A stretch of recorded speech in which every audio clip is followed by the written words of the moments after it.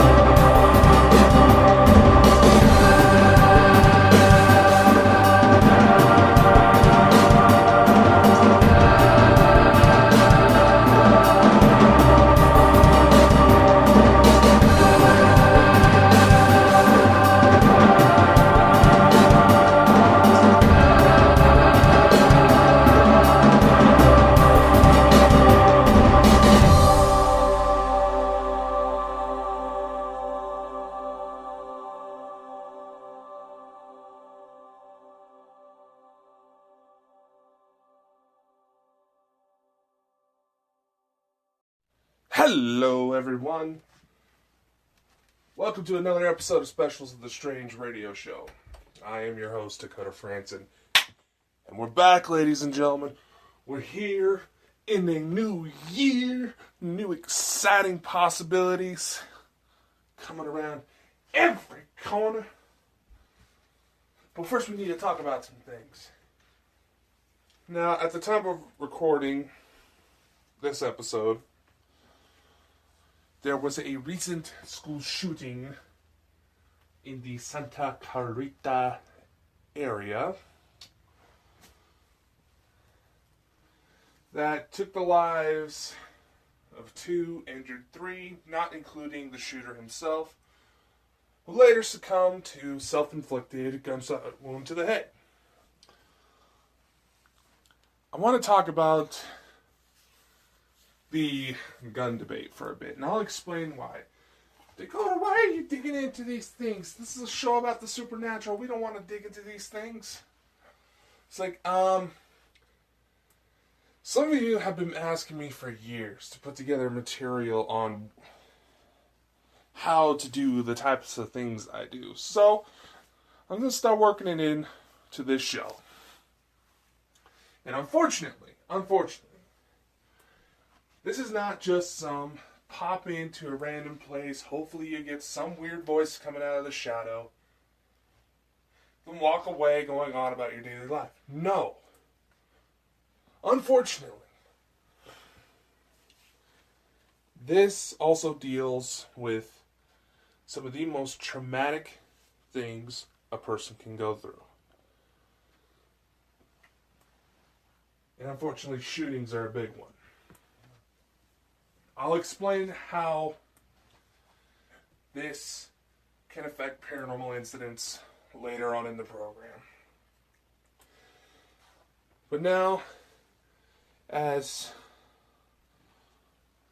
presidential re-election bids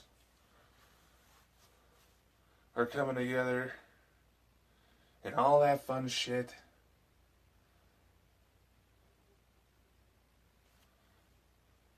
we need to talk about something. Because quite honestly,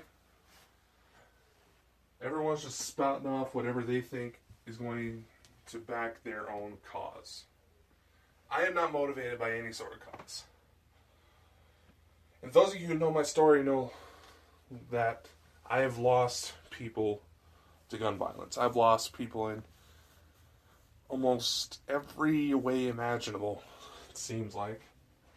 Well, I've even lost people to major natural disasters.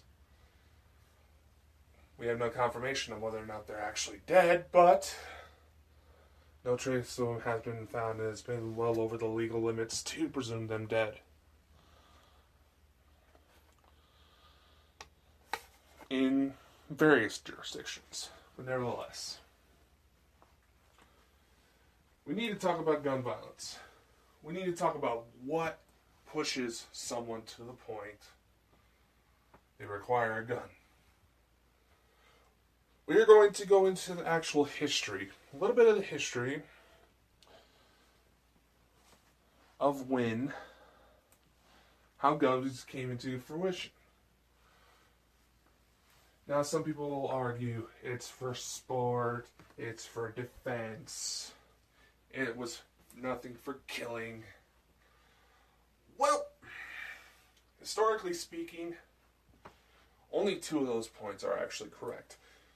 Historians actually trace some of the, how can I put this, earliest iterations of the modern weapon to China. Yeah.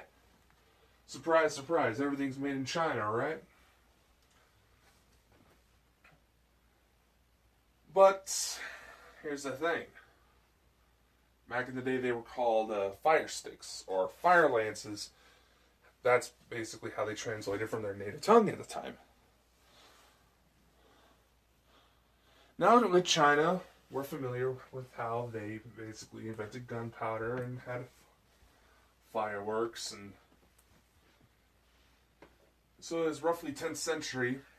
The Chinese were having a problem with invading Mongols, killing and enslaving them for generations.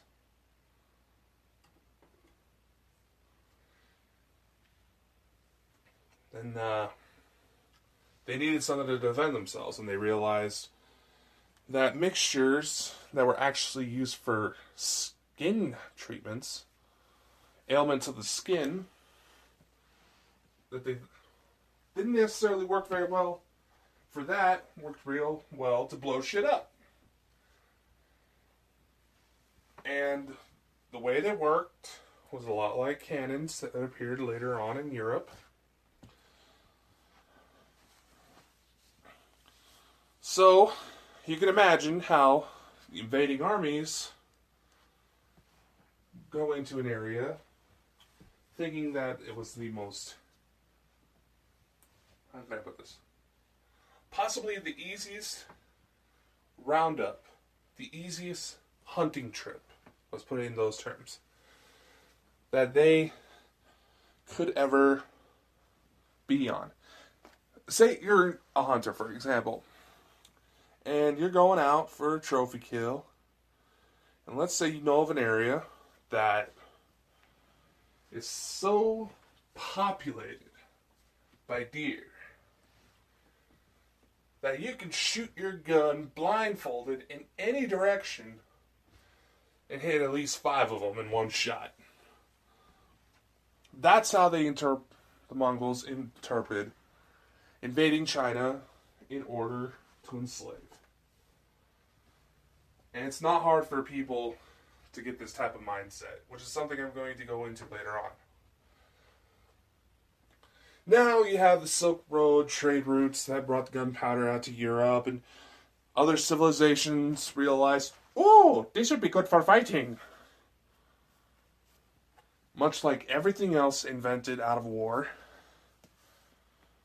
guns were initially invented to try to level the playing field against a stronger army, to give the little guy a chance. And if you really look at a majority of these cases out there where guns are being used, it may not seem like it at the time, but psychologically speaking, the individual who decides to pull the trigger to take another person's life, there was something in their life, their own life, that made them feel incompetent, that made them feel weak, make them feel like the little man. It doesn't excuse everything that's happened. Don't get me wrong.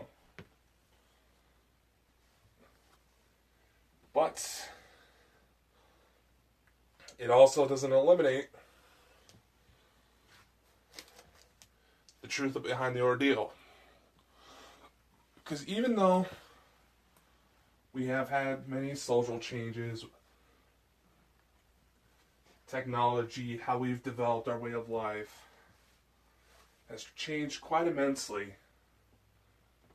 since the dawn of human civilization altogether.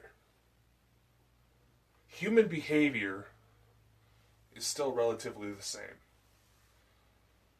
People were still capable of complex thought, dealing with mixed emotions. It's still the same. Our interpretations of how we feel about these things has changed a bit. But the same basis for it all comes down to one simple thing. The basis for why change or weapons are usually developed in the first place. To level the playing field against a much bigger enemy. And we're going to talk about more about that after we hit this commercial break. So please do stay tuned. This is an episode that really needs to be discussed more. Hey everyone, Dakota Frandsen here, specialist of the strange. I just wanted to come with you real quick about potentially doing your own podcast. Have you ever wanted to start your own podcast? Maybe you got a lot of questions like, how do I record? How do I get my show into all these apps that are out there? How can I make money? There are probably several thousand other questions about getting this show off the ground that you have been formulating and communicating in your mind. And I'm here to tell you that there is a very simple answer to this. Anchor. Anchor is a one-stop shop for recording, hosting, distributing your show. And best of all, it is 100% free. Get all the perks from the other guys without having to pay for subscription fees. And best of all, it is easy.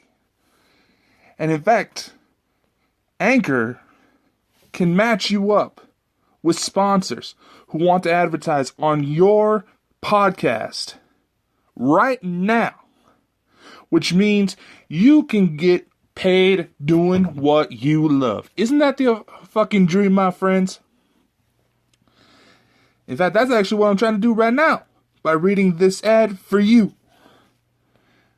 It is amazing. It helps ease the process for guests, putting on music, whatever you want to do. So if you want to start your podcast, make some money doing it, go to anchor.fm/start to join me and several other fabulous people already using Anchor. That's Anchor FM/start. And I cannot wait to hear you on the air. Before I continue, I guess I should do my best to offer condolences to families affected by the events I'm about to describe. Whether direct, indirectly.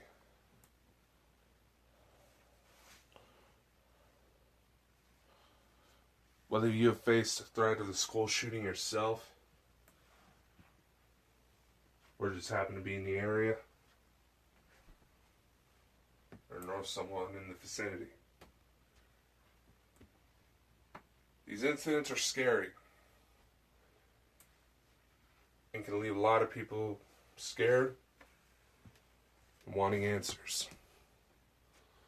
Trust me, I've been there. And I've even taken the drastic measures of going into where nobody else is too goddamn scared.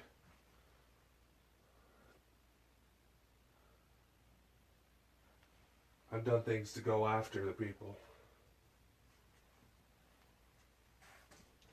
Naturally, assisting law enforcement And there's a few things that have ended had it not been for my intervention. Incidents that technically I'm not even supposed to tell the people closest to me.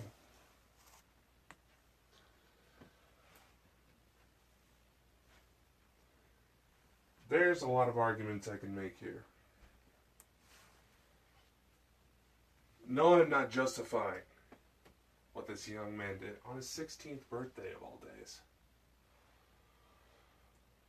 I am not justifying anything. I'm not trying to...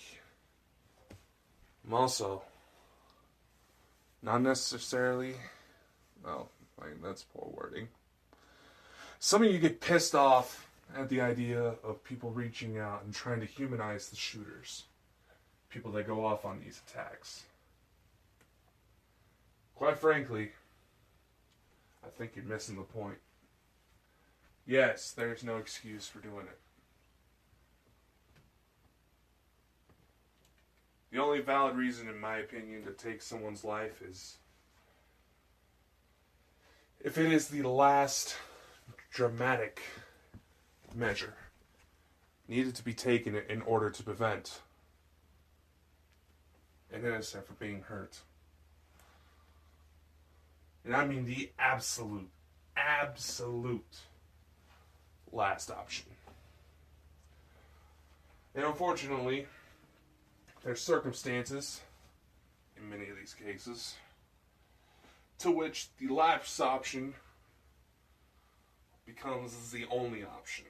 Because people are too damn heated to shut up and listen to what needs to be said. And I'm going to target some of you that try to isolate police officers as well. Just because there are a few that go off the deep end. I want you all to try walking in some of their shoes. Yes, there's a problem. Yes, there's statistics in which indicate racial-backed profiling. And what a lot of people don't realize is y'all snapping off like that, as well as people not realizing that if you go to treat someone as a criminal, as a thug, as a punk, for absolutely no goddamn reason whatsoever, eventually they're going to get tired and retaliate. Some of these domestic abuse cases, many who even remotely threat a shooting at their schools. On the surface, they may seem like kind, caring people. Might seem a little off here and there, but nothing that couldn't be written off as someone who's just goofy. Right? And that's a common theme. You always hear when the victims left behind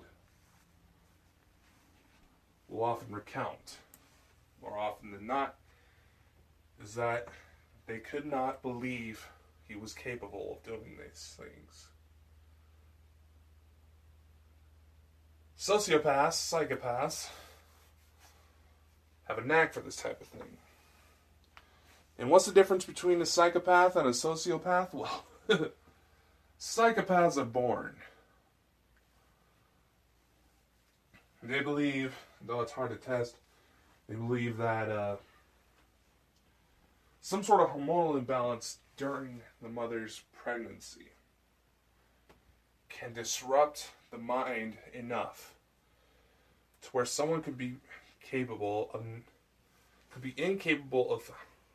being able to feel any sort of human emotion.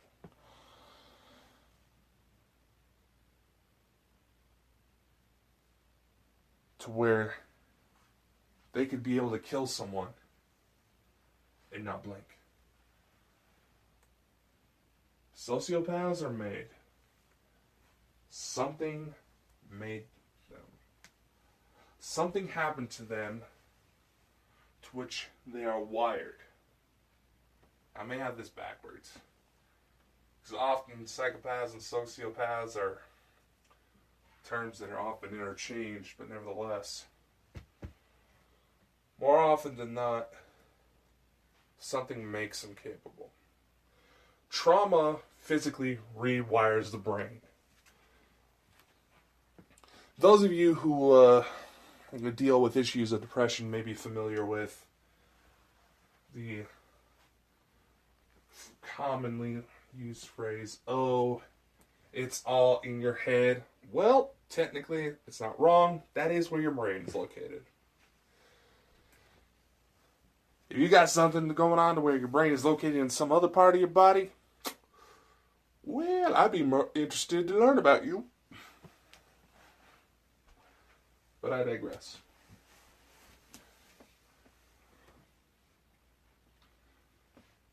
When it comes to these shooters, it may seem like the motive isn't clear. What the hell happened to make them snap like that? But these people never snap. No one ever truly just snaps. Something builds up.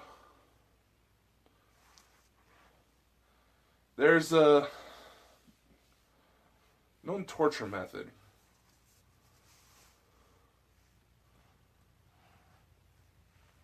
Doesn't hurt the person. All it really does is just drive them crazy. And it actually dates back to China as well, where all they do is allow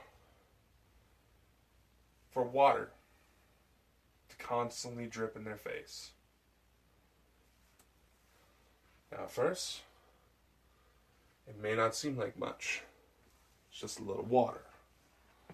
Cool you off. Maybe if you wiggle your head just right, you can get a little bit of a drink. No big deal, right? But having it constantly hitting your face over and over and over and over and over starts to get a little irritating, but you can deal with it. And over and over. Maybe something happens to where the building shakes a little bit because there's a little bit of windstorm. You get a change in the frequency. Blop, blop, blop, blop, blop, blop, over and over and over. Now you're starting to get a little pissed off.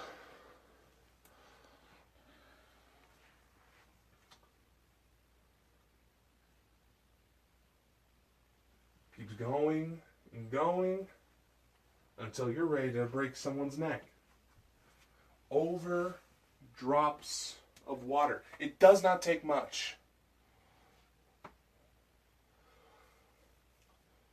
Now with this shooter, it doesn't seem like there's much. The latest shooter in the Saugus High School, I think that's how it's pronounced.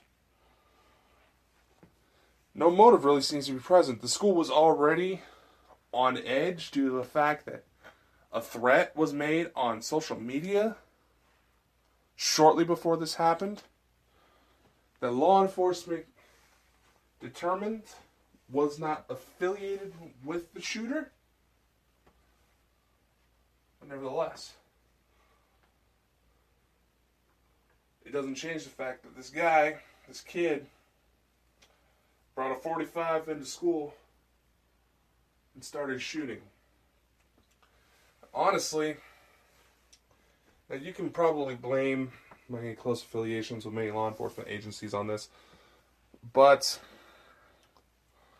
while I want to do my best to sympathize with those affected, part of me can't help but map out exactly what this kid was doing.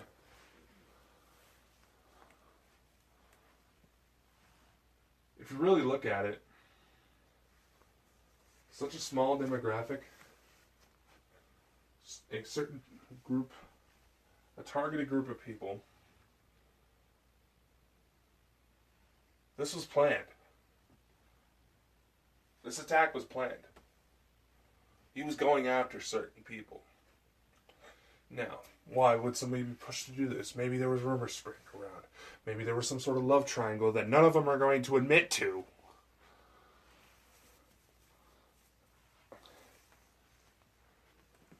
Maybe there was bullying involved. Hard to say. None of these kids will admit to it. They want to be known as the person who caused the shooting. Now we get to all these other freak shootings where grown-ass adults are shooting into a group of elementary school kids. That's fucked up. But where they're just shooting sporadically, they're not caring who they hit. They just want to kill. Because something about that location in particular, I would imagine, set them off. Perhaps they were bullied a lot. And in a way they were disabled to where they carried that resentment. And I'll be honest, I still kind of carry a little bit of resentment towards people that tried to start fights with me when I was in school. But nevertheless, I grew older. I do what I do now. I had a chance to look some of them up, run into a few of them, and realize that, as I predicted, their lives turned to shit. They're not happy. They're miserable. They're honestly continuing some of the same patterns they had back then.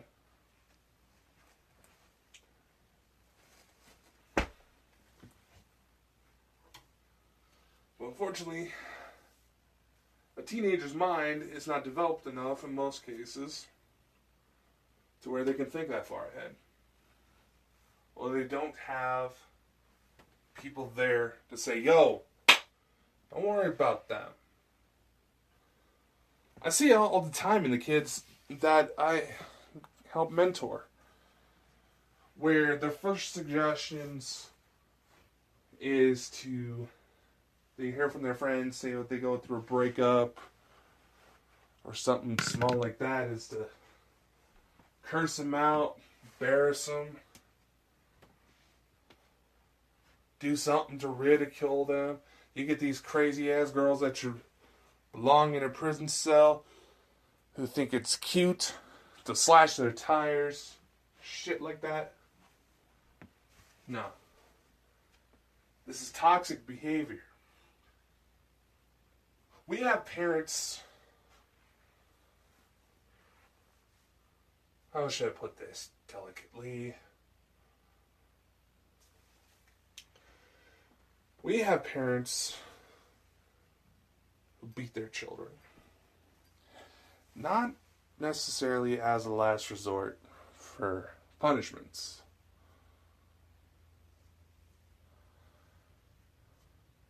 But because they get angry.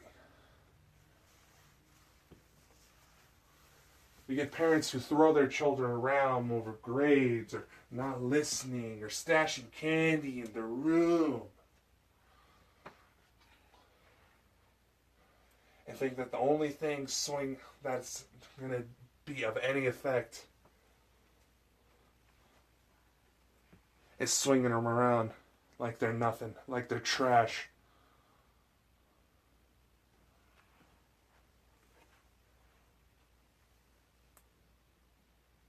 And you have those parents that blanket policy their kids. One kid messes up, everybody gets grounded.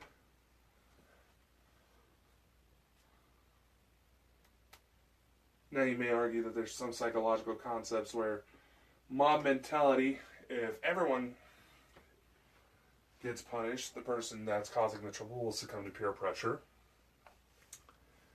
And therefore, no longer do it.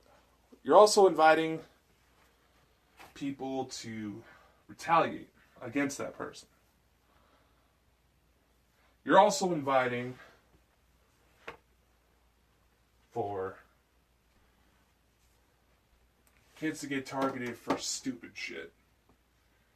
And you also have to consider the way our technology is coming nowadays. We're seeing an increase in antisocial behaviors. because it's so easy to pull out a little device that's in our pocket and message anybody in the world we happen to be thinking of in that moment. It's a sweet gesture. It's kind of nice when you think about it.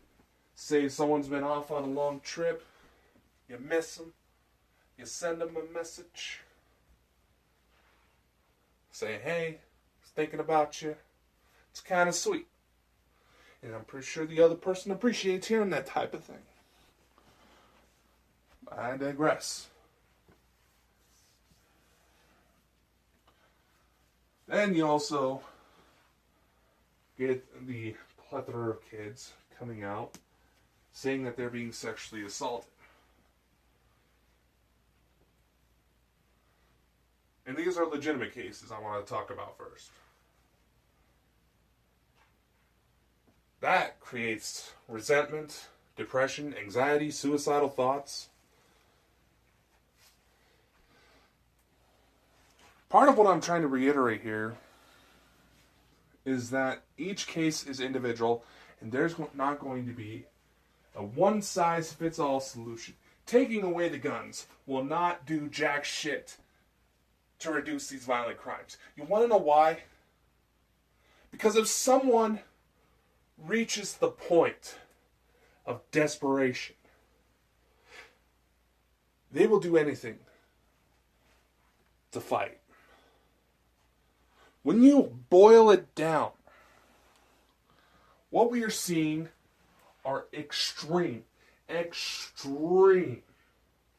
examples of fight or flight. When you boil it down, we're seeing the worst of many of the cases where we're seeing the worst of humanity come to fruition is because something built them that way. And they didn't have the influence to see that there was something else there. They didn't know at the time how to develop another way of life. We can look at, in fact, let's look at this real life example. Take a group of half siblings. None of them share the same two parents.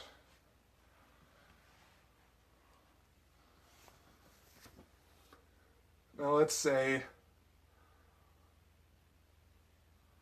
all these kids are facing some sort of abuse. Physical, verbal, sexual, mental, emotional. All these kids are facing some form of it.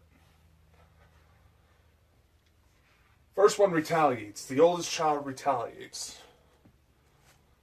Because he has a different mom than the rest of the kids, the courts realized that the reason he retaliates is because he was trying to fight to survive. That kid grows up in an environment in which he knows a heavy law enforcement presence. Not because his mom was constantly in jail, it's because his mom works in emergency services.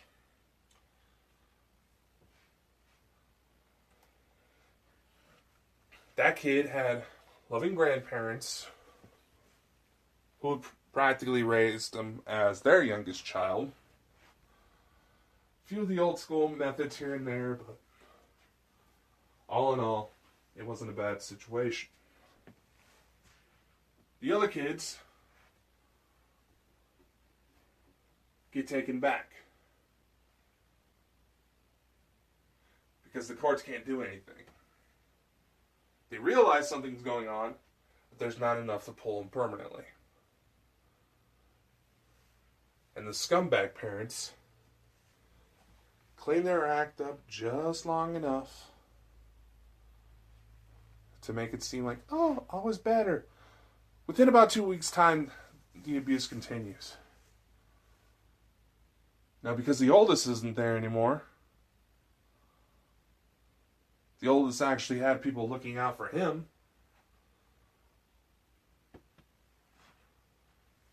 He's permanently removed from the situation. He's not quite old enough to say that, for the courts to take him seriously, that, yes, the other kids are getting hurt too. Those other kids are left in the system, left with those parents. Until the next one, the next oldest, comes out and allegedly comes out and reveals that she had been sexually assaulted by their father. Now, the oldest sibling has another half-sister who's not part of that genetic crop. Because she was a bit more of a rambunctious, difficult child, not many of her own family really paid attention to her, didn't really want her around. So as she gets older, resorts to lying, cheating, stealing, just to get some sort of attention.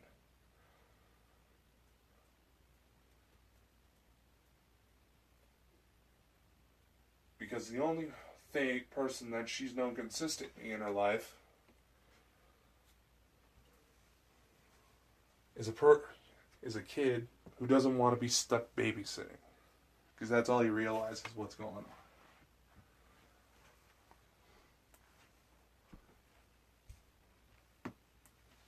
Now, to the first bunch of kids, it's revealed that the second oldest child didn't come forward about the sexual assaults at all. It was only because their cousin found Facebook messages detailing everything.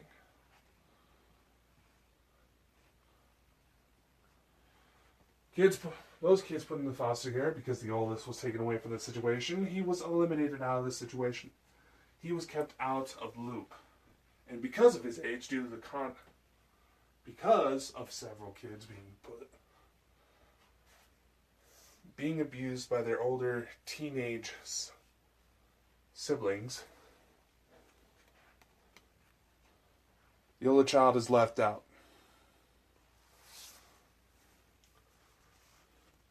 In response, takes up the advice to keep his mind busy, to pursue creative avenues.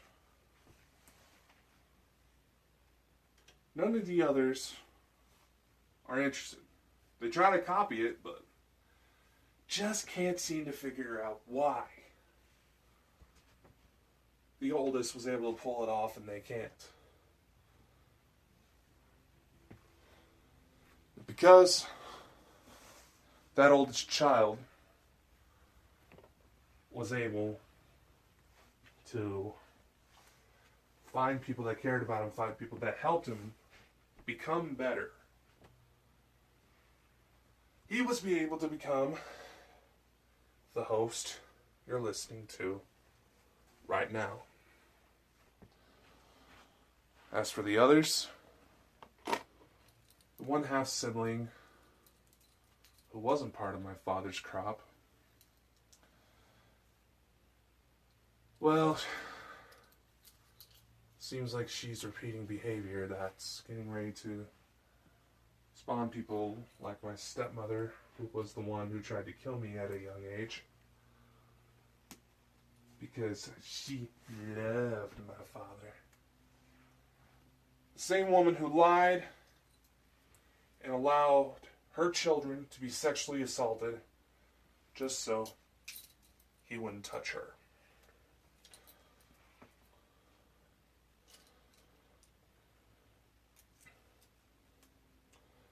Too young to...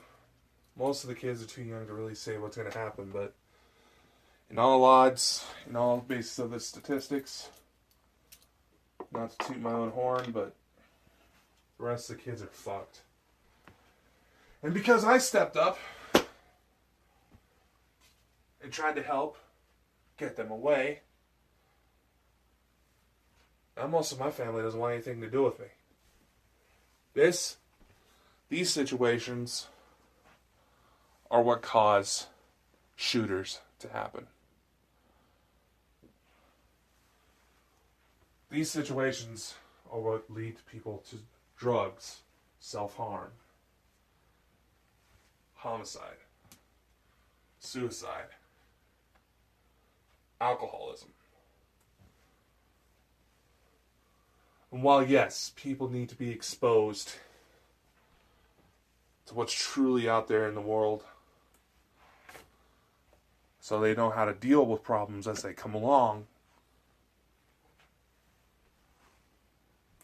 our methods have ignored the effects that they cause.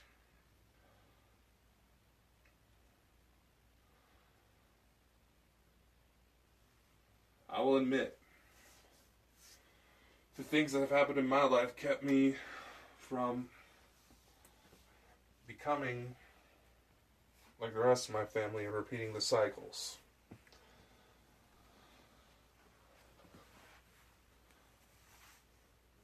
But it also leaves marks that might not ever go away. And those are the things I want to talk about after this next commercial break. So stay tuned. Some of you might try to claim that I'm trying to sympathize with abusers. I'm not. I'm simply telling the facts of what causes these situations to happen.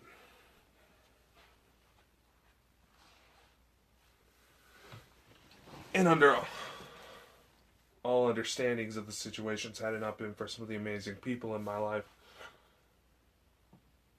I could have gone down the same roads. And that's why I always try to speak out. Over the holidays, you may have seen some posts on my social media saying, give your presents, not presents. Be there for the people you love instead of trying to shower them with materialistic gifts.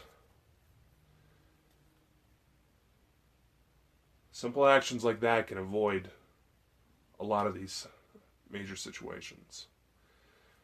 A better understanding of our mental health that honestly may not be able to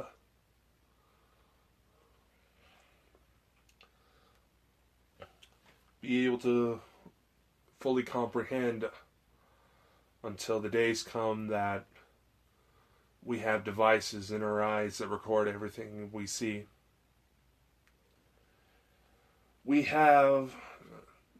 Our understanding may not improve to where things can actually be done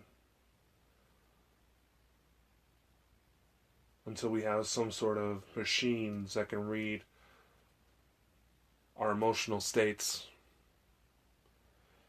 as clearly as they might be able to read a Word document.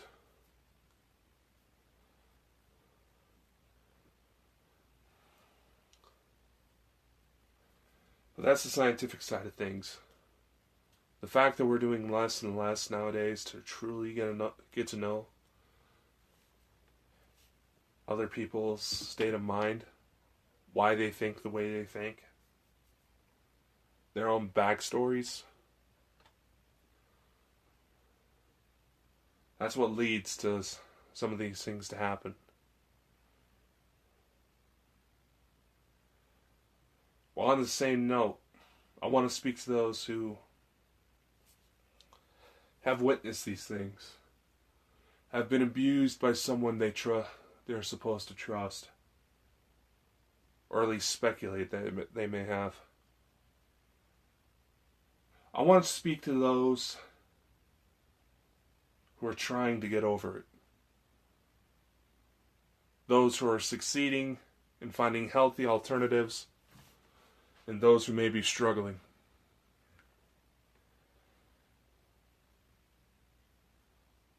It's a new year among us by the time you're all able to hear this episode. So why not follow through with a New Year's resolution to seek help? If you can't afford a therapist, there's free alternatives online. And if you're somehow able to listen in on this episode, there's a pretty good chance you have all that you need in order to find it for yourself. There's hotlines in just about every country designed to help people, give them resources to overcome their problems. Don't ever be ashamed to share what's going through your head. And while it may be hard to trust someone, believe me, once you find someone you can genuinely trust, without any doubt, without any speculation of their motives, without repeating some of the same patterns that put you in this place the first time,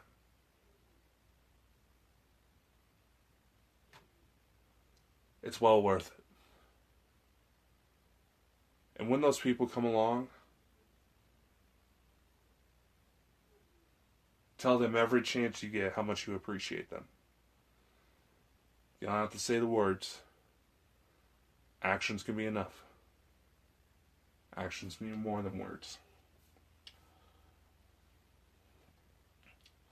Because they themselves might be going through some similar things.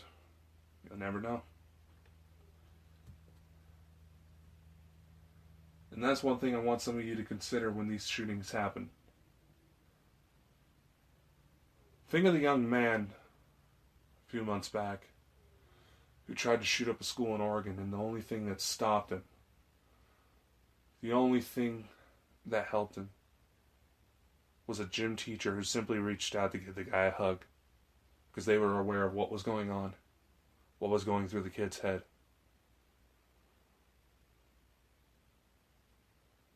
We can avoid these things by doing what it takes to simply be there. And don't just say, oh, this person knows I'm there for them. They know I'm there for them. Say it. Show it. Sometimes when the nasty shit happens, it's easy to forget. These are the events that mark the environment around us for long after we're gone. Exactly how? Well, that's a topic for another episode. But just look at Gettysburg. The Civil War is still technically going on. There's soldiers still fighting on that field. And no, I'm not just talking about the reenactors.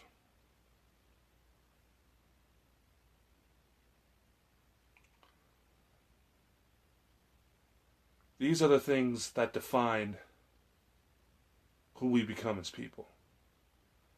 They define how we are remembered after we are gone. So take 2 seconds to think. How do you want to be remembered?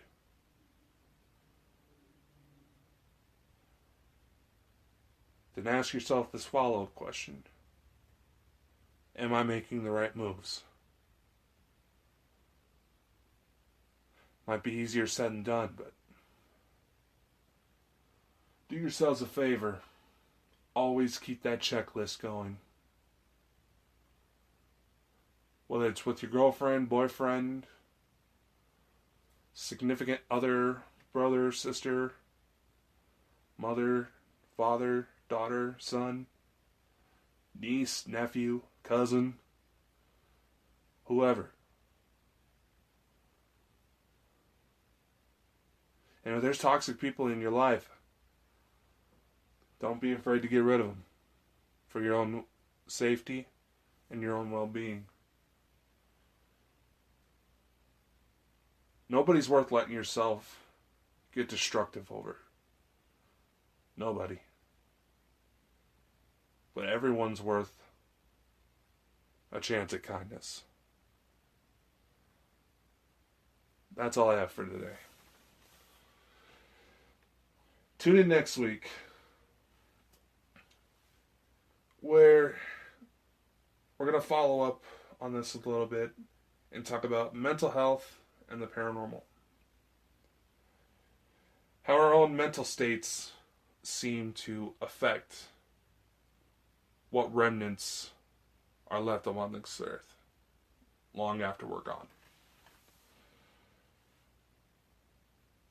There's quite a bit of speculation, but I think some of you may need to hear it. I will catch you guys next time. Be safe, be kind, and let's start this year off on a high note, shall we?